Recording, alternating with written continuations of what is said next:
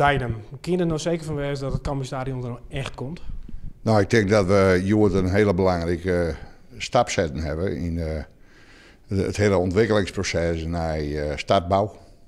Ja, het is een belangrijke stap. Want Lies uit, hoe belangrijk is deze stap? Waar moet deze dus naam worden? Nou ja, het is heel belangrijk dat voordat het begint en ik voordat alle stikken en voorlijst onder hier voor besluitvorming. Er een instemming is tussen alle partijen die annex binnen met dit proces. Helemaal Cambuur zelf, maar de ondernemer, de ontwikkelaar, Friese Poort, de WTC-organisatie. En die hebben de oude rondweken het werken om instemming te krijgen. Over de contracten die er alle onder lezen om de besluitvorming starten te kennen en dat is slagen. Ja, dan ga je het onderroeren over het sokken. Dat is dan de ontwikkelcombinatie die maar dat hele gebied zo'n beetje inricht. Een van de heikele punten die onderroeren van oké, wat voor detailhandel komt erin? Dus wat voor winkels komen erin? Een cruciaal punt erbij is de Sneekentrekweg. Er zit nou een winkelcentrum. Is dat nou regelijk? Verdwijnt dat winkelcentrum daar? Ja, bij de Stisser Strutwaai of Trekwaai. Daar zitten nou winkels, die worden verplaatst naar het WTC-gebied. En daar is ook instemming over tussen partijen. En dus kun je dan weer een stap verder zetten in die ontwikkeling? Ja, dat is heel belangrijk om derde bestemmingen ook te kennen, om die verplaatsen te kennen naar het WTC-gebied. En dat is slagen en daar is instemming over tussen partijen. Dus je even een stukje waarom in de skiernis, want ik heb zelfs een hele hoop dingen voor een. Je begint met een plan, je begint met een idee, dat werk je uit, dan zit je bij elkaar, dan ben je blied. En dan komen er heel veel hobbels op het pad. Hoe zie je, als je er dan zeggen, weet je nou binnen? Is het dan een pak van je het?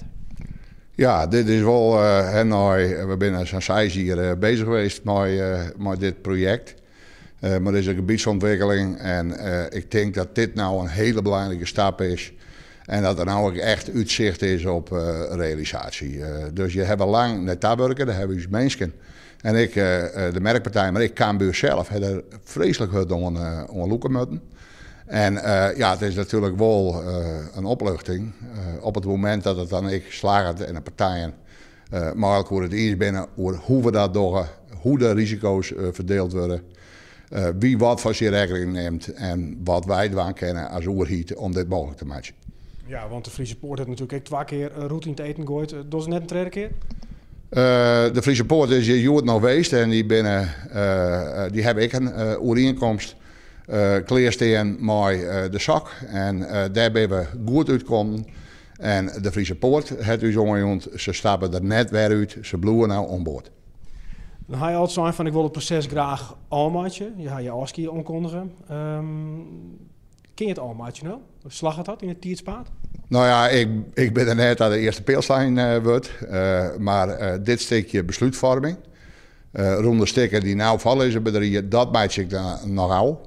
En ik hoop dat dat in januari slag zal. En dan, wanneer denk je dat het, de echte fysieke bouw beginnen kan? Dat zou het wat kleerwijzen voor het seizoen dat in 21 begint. Dus dan moeten we in het voorjaar van 2020 beginnen met de bouw. En dat liep het al uit de slag in. En dan staat er een stadion.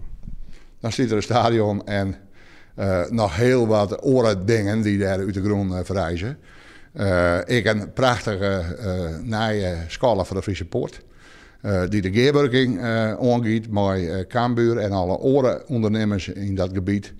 En dan hebben we er een nieuw verblijfsgebied bij en een nieuwe impuls voor het WTC. Ja, je weet het pas zeker als het er echt zit, hè? En dat er een eerste bal geskopt wordt.